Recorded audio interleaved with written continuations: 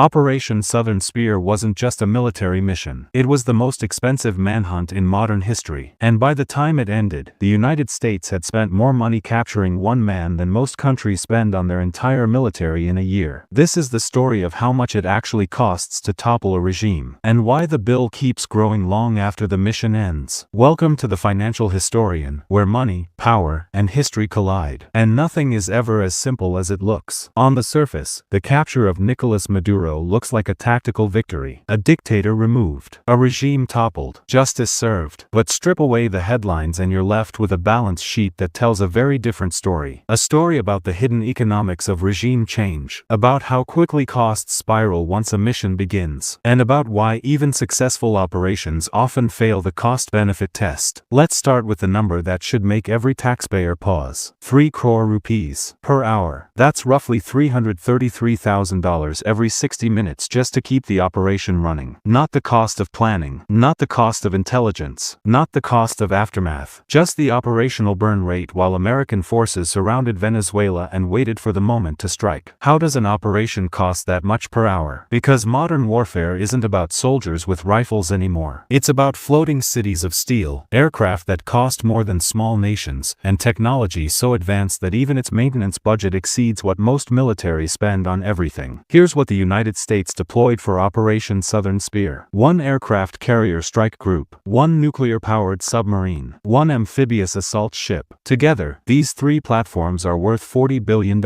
Not the cost to operate them, the cost to build them. That's the capital sitting in the water before a single mission begins. But a ship is just a platform. What makes it lethal is what it carries. 83 fighter jets, 10 F-35 stealth fighters, 7 MQ-9 Reaper drones. The combined value of this air wing? $3 billion.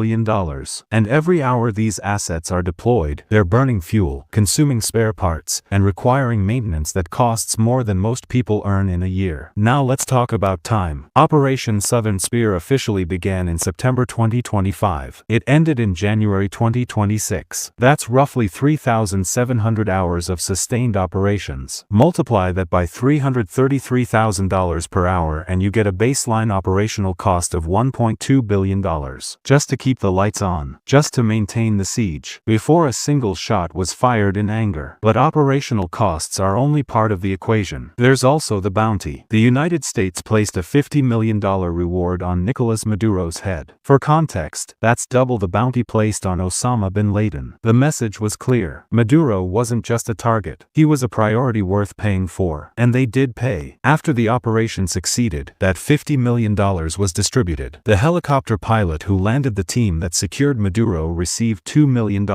Other key informants and operatives split the rest. This isn't speculation. This is documented expenditure from the U.S. Treasury. $50 million in cash, handed out to individuals who helped deliver one man into American custody. Then there's the intelligence budget. The CIA led this operation. And while exact figures remain classified, we know the agency's total budget for 2025 was $101 billion. Of that, $73 billion was earmarked for intelligence gathering and $28 billion for covert military actions. Multiple sources inside the intelligence community have confirmed that a significant portion of this budget, possibly as much as 15 to 20%, was redirected toward Venezuela operations over the past year. Let's be conservative and say 15%. That's $15 billion in CIA resources funneled into destabilizing Maduro's regime, recruiting assets inside Venezuela, conducting cyber operations, and planning the final assault. This wasn't a one-time expense. This was years of sustained pressure building toward a single moment. Add it up.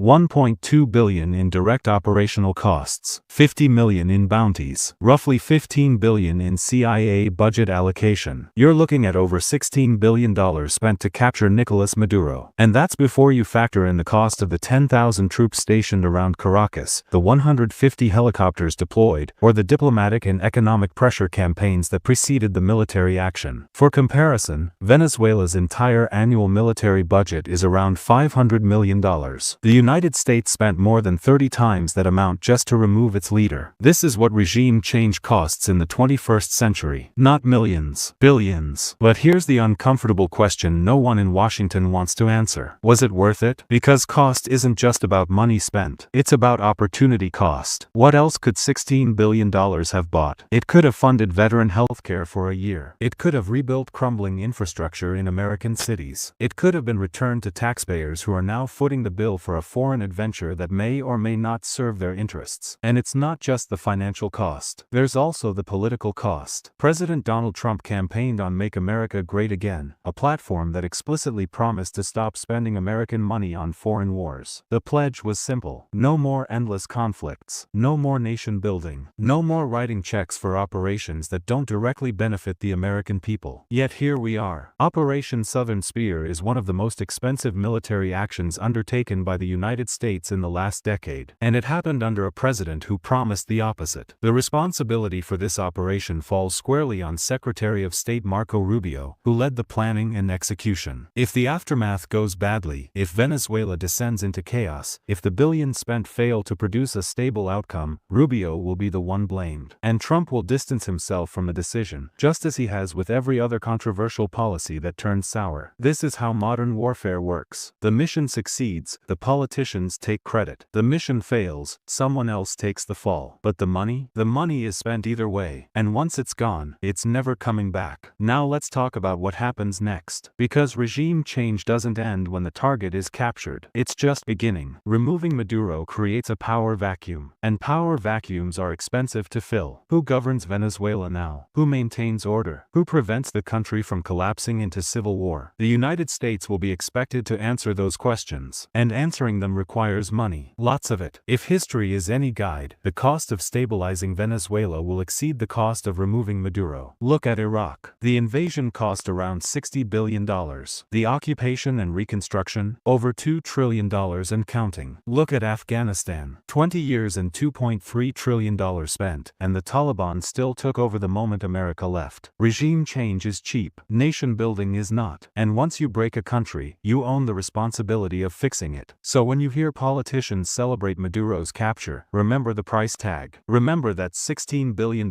is just the down payment. The real cost will be revealed in the years to come, as America either commits to rebuilding Venezuela or walks away and leaves chaos in its wake. Either choice is expensive, one in dollars, the other in credibility. And here's the broader lesson. When governments spend this kind of money on foreign operations, someone always profits. Defense contractors who built the ships and planes, intelligence firms who provided the surveillance, private military companies who trained the operatives. The military-industrial complex doesn't care whether the mission succeeds or fails. It cares that the mission happens, because every operation is a revenue stream. Every conflict is a business opportunity. The American taxpayer funds the operation. The defense industry profits from it, and the politicians claim credit for it. This is the financial structure of modern geopolitics, and it's been the same for decades. The names change, the targets change, the justifications change, but the money always flows in the same direction, up. Nicolás Maduro is in custody. Operation Southern Spear is officially over, but the bill is still being written. And by the time it's finished, the true cost of this operation will be far higher than anyone is willing to admit right now. Because the cost of war isn't just what you spend during the fighting. It's what you spend long after the cameras turn off and the world stops paying attention. If this gave you a new perspective, hit subscribe. History has the answers. I'll show you where to look.